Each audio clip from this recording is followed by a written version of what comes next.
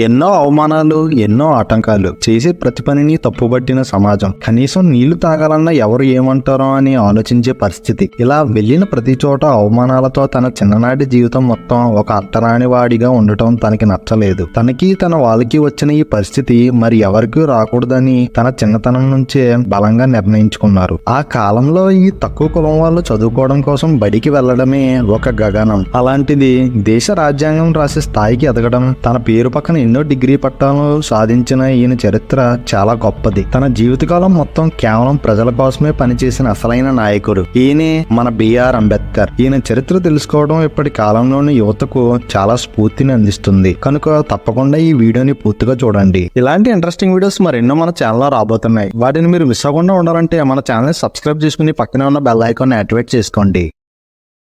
BR Ambedkar. ఈయన పేరు వినగానే భారత రాజ్యాంగాన్ని రాసిన ఒక గొప్ప వ్యక్తిగానే తెలుసు. కానీ ఈయన జీవితంలో జరిగిన ఎన్నో ఆటంకాల గురించి, పడిన కష్టాల గురించి తెలియదు. అంబేద్కర్ గారు 1891వ సంవత్సరంలో ఏప్రిల్ 14వ తేదీన రామ్జీ మలోంజీ సర్కార్ భీమాబాయి దంపతులకు మహారాష్ట్రలో జన్మించారు. ఈ ఇద్దరి దంపతులు మొహార్ కులానికి సంబంధించిన వాళ్ళు. అప్పటిలో ఈ మొహార్ కులాన్ని చాలా తక్కువగా చూసేవారు. వీళ్ళని ఒక అంటరాని వాళ్ళగా దగ్గరికి వస్తే చాలు వీళ్ళ నుండి మైలు వస్తుందని దూరంగా వెళ్ళిపోయేవారు. ఇలా జరగడం అంబేద్కర్ గారి చిన్ననాటి నుండి చూడటం వల్ల చాలా ఆవేదనకు చెందేవారు. చుట్టుపక్కల ఉన్న తన అలాంటి పిల్లలు బ్యాగులు తగిలించుకుని పుస్తకాలతో పాఠశాలకు వెళ్లడం అంబేద్కర్ చూశారు. ఇలా ఈయన వీళ్ళలాగే పాఠశాలకు వెళ్లి చదువుకోవాలని చాలా ఆశగా ఉండేది. దాన్ని ఈయన తన తండ్రి గారిని, నాన్న నేను కూడా చదువుకుంటా, నన్ను కూడా పాఠశాలలో చేర్పించండి అని అడిగాడు. దానితో ఏం చేయాలో తెలియక తన తండ్రి చాలా సతమతం అయ్యారు. ఎందుకంటే ఆ కాలంలో ఈ తక్కువ కులం వాళ్ళని బడిలోకి రానిచ్చేవారు కాదు. ఇక తన కుమారుడు పట్టుబట్టడం చూసి తను పనిచేస్తున్న ఒక బ్రిటిష్ సైనికాధికారి దగ్గరికి వెళ్లి, దొరా నేను ఈ బ్రిటిష్ సైనికానికి నా జీవితం మొత్తం ఎంతగానో సేవ చేశాను, దీనికి ప్రతిఫలంగా నాకు ఒక చిన్న సహాయం చేయండి అని అడిగాడు. అది ఏంటో చెప్పు అని ఆ బ్రిటిష్ దొర అడగగా, నేను నా పిల్లవాడిని బడిలో చేర్పించాలి అని అనుకుంటున్నాను, దీనికి మీరు కొంచెం సహాయం చేయాలి అని ఎంతగానో వేడుకున్నారు. ముందు ఆ బ్రిటిష్ అధికారి ఒప్పుకోనప్పటికీ చివరికి ఏదోకలాగా బతిమాలి బ్రిటిష్ అధికారిని ఒప్పించారు. ఇక ఈ బ్రిటిష్ అధికారి సహాయంతో అంబేద్కర్ గారు బడిలోకి వెళ్ళగలిగారు. కానీ అక్కడే ఈయనకి అనుకున్నంత మంచిగా ఏమీ జరగలేదు. అంటరాని వాడిగా, తక్కువ కులంగా తన తోటి విద్యార్థులు చూసి అంబేద్కర్ గారిని వాళ్ళ దగ్గరికి కూడా రానివ్వలేదు. అంతెందుకు, ఒకసారి పాఠశాలలోని ఉపాధ్యాయులు వారు బోర్డుపై ఒక ప్రశ్న ఇచ్చి సమాధానం రాయమని అడగగా అక్కడ ఉన్నవారు ఎవరూ చేయలేకపోయారు. అక్కడే బయట నిలబడిన ఒక చిన్నపిల్లాడు నేను రాస్తాను సార్ అని లోపలికి రావడానికి ప్రయత్నించగా అక్కడ ఉన్న మిగతా పిల్లలు ఆ చిన్నపిల్లోడు బోర్డుని ముట్టుకోవడానికి కూడా అసలు ఒప్పుకోలేదు. ఒకవేళ బోర్డుపై సమాధానాన్ని రాస్తే రేపు నుంచి పాఠశాలకు మేము ఎవరూ రామని అక్కడ ఉన్న పిల్లలు గట్టిగా చెప్పారు. ఇక్కడ ఈయన బోర్డుపై సమాధానం రాయడం కోసం వీళ్ళు ఆందోళన చెందలేదు. ఒకవేళ ఈయన బోర్డుని ముట్టుకుంటే అది మైలు పడిపోతుంది ఏమో అని, ఇక్కడ ప్రదేశం మొత్తం అపవిత్రం అవుతుంది అని వీళ్ళు ఇలా చేశారు. ఒకసారి అంబేద్కర్ గారికి దాహం వేసి నీళ్లు తాగడం కోసం కొండ దగ్గరికి వెళ్ళగా అక్కడ ఉన్న వాళ్ళు ఆ కొండను ముట్టుకొనివ్వలేదు. అక్కడే ఉన్న ఒక గుమస్తా వచ్చి పైనుండి నీళ్లు పోస్తే తన దోసిట నుంచి నీళ్లు తాగారు. ఒకవేళ ఆ రోజు గుమస్తా రాకపోతే నీళ్లు తాగడానికి కూడా ఉండేది కాదు.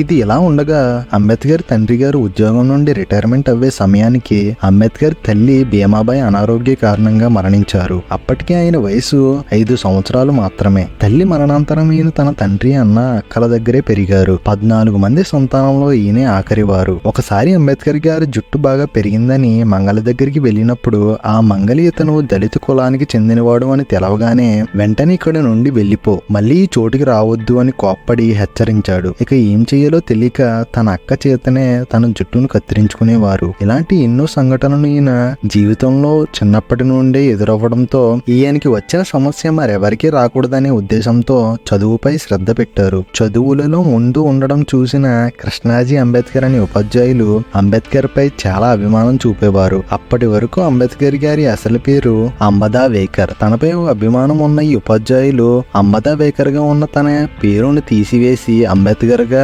మార్చారు. ఇక అప్పటి నుండి ఈయన పేరు బిఆర్ అంబేద్కర్ గా మారింది. అలా 1907లో హెల్పింగ్ స్టోన్ హై స్కూల్లో మెట్రోకెమికల్ పూర్తి చేశారు. ఆ కాలంలో ఒక దళితుడు మెట్రోకెమికల్ పూర్తి చేయడం ఒక గొప్ప విషయం. ఇలా పూర్తి చేసినందుకు గాను ఈయనకి సన్మానం కూడా చేశారు. చదువుపై ఈయనకి ఇంకా ఆసక్తి పెరగడంతో పై చదువులు చదవాలనుకున్నారు. దానికి సహాయం చేయడం కోసం కొంతమంది పెద్దవాళ్ళు ముందుకు వచ్చారు. తన పై చదువులకు వెళ్లక ముందే ఆయనకి 15 ఏళ్ల వయసులో 9 ఏళ్ల వయసు గల రామాబాయి అనే వీడితో పెళ్లి జరిపించారు. అంబేద్కర్ గారి పై చదువులు స్కాలర్షిప్ కోసం ఎదురు చూస్తుండగా అప్పటికి బరోడా సంస్థానానికి మహారాజు అయిన సయాజీరావు గావ్కడ్ పేద విద్యార్థులకు ఆర్థికంగా సహాయం చేస్తున్నారని తెలుసుకుని బరోడా సంస్థానం నుండి నెలకి వచ్చే 25 రూపాయల స్కాలర్షిప్ తో ఈయన 1912 నాటికి బొంబాయి యూనివర్సిటీ నుండి ఎకనామిక్స్ అండ్ పొలిటికల్ సైన్స్ నుండి పట్టా పొందారు. తరువాత బరోడా సంస్థానంలోనే ఉద్యోగం కూడా దొరికింది. కానీ ఈయనకి ఇంకా పై చదువులు చదవాలనే కోరిక ఇంకా ఉంది. ఈ విషయం బరోడా మహారాజుకి చెప్పడంతో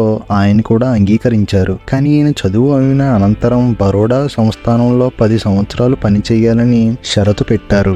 దానికి అంబేద్కర్ గారు కూడా అంగీకరించారు. నెలకి 1100 పౌండ్ల స్కాలర్షిప్ తో 1913లో అమెరికాలో ఉన్న కొలంబియా యూనివర్సిటీలో చేరారు. అమెరికా చేరిన అంబేద్కర్ గారు అక్కడ ఉన్న స్వేచ్ఛ, ప్రతి ఒక్కరికి సమానంగా దక్కే అవకాశాలని చూసి ఈయనకి చాలా ఆశ్చర్యం వేసింది. మన భారతదేశంలో ఉన్న కుల, జాతి, వివక్షత వంటి ద్వేషభావాలు లేకుండా అందరినీ సమానంగా చూడటం ఈయనకి ఎంతగానో నచ్చింది. కొంతకాలానికి కొలంబియా యూనివర్సిటీలో పీజీ పిహెచ్డీని పూర్తి చేశారు. తరువాత 1916లో లండన్లోని లండన్ స్కూల్ ఆఫ్ ఎకనామిక్స్ లో చేరారు. అక్కడే ఉన్న లైబ్రరీలో ఎన్నో పుస్తకాలు చదవడంతో పాటు రచయితగా ఎన్నో పుస్తకాలను రాశారు. డాక్టరేట్ అనే గొప్ప బిరుదును కూడా పొందారు. బరోడా సంస్థానం కేటాయించిన స్కాలర్షిప్ పూర్తవడంతో బరోడా సంస్థానంలో ఉద్యోగంలో చేరాలని ఉత్తరం వచ్చింది. దానితో 1917లో ఇండియాకి వచ్చిన అంబేద్కర్ గారు ఒప్పందం ప్రకారం బరోడా సంస్థానంలో ఉద్యోగంలో చేరారు. ఆయనకి రక్షణ శాఖలో గొప్ప అధికారిగా ఉద్యోగంలో నియమించారు.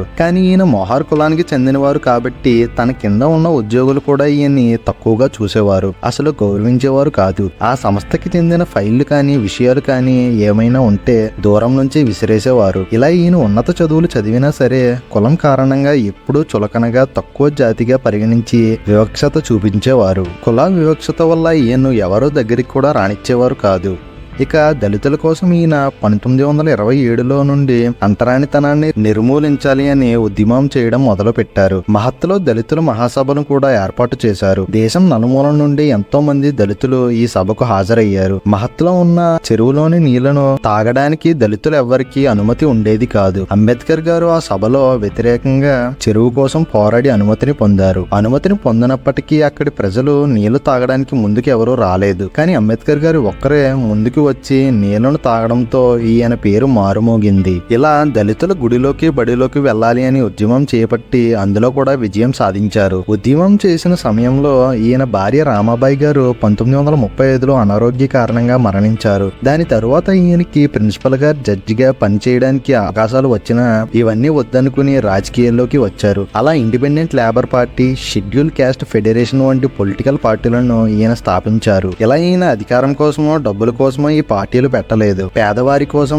అట్టడుగున ఉన్నవారి కోసం, తనకు జరిగిన అవమానాలు మరెవరికి జరగకూడదనే ఉద్దేశంతో ఈ పార్టీలు ప్రజల సేవ కోసం స్థాపించారు. ప్రజల కోసం, వారి కష్టాల కోసం కృషి చేస్తున్న ఈయన్ని చూసి అప్పటికే స్వతంత్రం పొందిన మన ఈ దేశానికి మొట్టమొదటిసారి కేంద్ర మండలిలో న్యాయశాఖ మంత్రిగా పదవి వచ్చింది. అలాగే భారతదేశపు విశిష్టత, స్వతంత్రం పొందిన దేశానికి రాజ్యాంగం ఉండాలి కాబట్టి దాన్ని రాసే బాధ్యత కొంతమంది ప్రముఖులతో పాటు ఈయనకు కూడా దక్కింది. అయితే రాజ్యాంగం రాసే సమయానికి మరొకరు రాజీనామా చేయడం, మరొకరు మరణించడం, ఇలా మిగిలిన వాళ్ళందరూ వేరే దేశాల్లో ఉండటం వల్ల రాజ్యాంగం రాసే బాధ్యత మొత్తం అంబేద్కర్ చేతిలో పడింది. పగలు రాత్రి తేడా లేకుండా నిరంతరం ఈయన రాజ్యాంగం రాసే పనిలో నిమగ్నమైపోయారు. దీనివల్ల ఈయన ఆరోగ్యం దెబ్బతినడంతో హాస్పిటల్లో చేరారు. అంబేద్కర్ గారిని చూసేందుకు అక్కడే పనిచేస్తున్న డాక్టర్ సవిత అనే బ్రాహ్మణ అమ్మాయిని నియమించారు. అంబేద్కర్ గారి ఆరోగ్యం కుదిట పడిన తరువాత తన 56వ ఏట 1948లో సవిత అని ఈ డాక్టర్ డాక్టర్ని పెళ్లి చేసుకున్నారు. అంబేద్కర్ గారు రాసిన రాజ్యాంగంలో కుల వివక్షత కోసం, దేశంలో ఉండే రిజర్వేషన్ల కోసం, అలాగే స్త్రీలకు సమాన హక్కు కల్పించాలి అని, పని గంటలను 12 నుండి 8 గంటలకు తగ్గించాలి అని, ఇలా ఎన్నో నేడు మనకు అమల్లో ఉన్న ఈ విషయాలను ముందు చూపుతూ ఈయన అప్పుడే ఊహించి రాశారు. ఇప్పుడు మనం పాటించే ఈ నియమాలను ఈయన రాత్రి పగలు అని తేడా లేకుండా దేశ భవిష్యత్తు కోసం రాశారు. ఇక ఈయన జీవిత చివరి సమయంలో 1956 నాగ్పూర్లోని 5 లక్షల మందితో కలిసి బౌద్ధ మతాన్ని స్వీకరించారు. కానీ కొన్ని రోజుల సమయంలోనే ఈయన అనారోగ్య కారణంగా 1956 డిసెంబర్ 6వ తేదీన మరణించారు. ఈయన మరణించినప్పటికీ ఈయన చేసిన ఎన్నో సంఘటనలు ప్రతి ఒక్కరి జీవితంలో వెలుగుల్ని నింపాయి. పేదవారి జీవితంలో మారిన విషయాలు ఇప్పటికీ ఈయన అంటే చాలా గౌరవంతో ఈయన ఒక దేవుడిలా పూజిస్తూ ఉంటారు. ఇక 1990లో భారత ప్రభుత్వం ఈయన ప్రజల కోసం, ఈ దేశం భవిష్యత్తు కోసం చేసిన సేవకు గాను భారతదేశపు అత్యున్నత పురస్కారమైన భారతరత్న అవార్డును ఇచ్చింది. ఇలా ఈయన చేసిన ఎన్నో విషయాలు నేడు ప్రజల యొక్క జీవితాన్ని మార్చాయి. కుల వివక్షతను తొలగించారు. ఆడవాళ్ళకి మగవాళ్ళకి సరిసమానంగా అవకాశాలు వచ్చేలా చేశారు. అంటరానితనాన్ని దూరం చేశారు. ఇలా ఈయన చేసిన ఈ పనుల వల్ల నేడు మనం ఎంతో స్వేచ్ఛగా జీవించగలుగుతున్నాం. ఈయన జీవితం నుండి మనం ఎంతో నేర్చుకోవాలి. ఒక పేద దళిత కుటుంబంలో పుట్టిన ఈయన నేడు ప్రతి ఒక్కరి మనసులో దేవుడిలా మిగిలిపోయారు. ఒకప్పుడు ముట్టుకోవడానికి వీలు లేదన్న ఈయన్ని తను రాసిన రాజ్యాంగంలోని ఎన్నో విషయాలు నేడు మనమందరం పాటిస్తున్నాం. ఇంతటి గొప్ప వ్యక్తి జీవితం మనందరికీ ఎంతో స్ఫూర్తిదాయకం.